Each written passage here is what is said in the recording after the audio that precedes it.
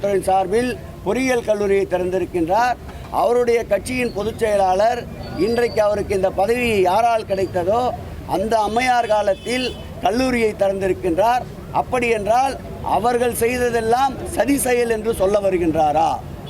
இன்றைக்கு அவருடைய கட்சியினுடைய வழித்தோன்றல் நிறுவனர்களை ஏற்றுக்கொள்ள மறுக்கிறார் என்பதிலிருந்து இவருடைய வார்த்தையிலிருந்தே தெரிய வருகிறது. அவருக்கு என்ன நடக்கிறது என்றே தெரிவதில்லை. மாண்புமிகு மறைந்த முதலமைச்சர் அவர்கள் திருப்பயலில் திறந்து வைக்கப்பட்ட கூடுதல் வகுப்பறைகளுடைய கல்வெட்டை அங்கே பார்த்தேன். அவை முழுக்க குற்றாலநாதர் திருக்கோயில் நிதியிலிருந்து கட்டப்பட்டு திறக்கப்பட்ட கூடுதல் கட்டிடங்கள் தான் என்பதை நான் ஆணித்தரமாக பதிவு செய்ய விரும்புகிறேன். அறியாமையில் இருக்கின்ற அன்பிற்கினிய எதிர்கட்சி தலைவர் அவர்களுக்கு இவையெல்லாம் தெரிவதற்கு நியாயமே இல்லை. அவரை ப்ரமோட் செய்வதற்காக வைத்துக் கொண்டிருக்கின்ற சங்கிகள் கூட்டம் எழுதி கொடுத்ததை அப்படியே வாசித்திருக்கின்றனர்.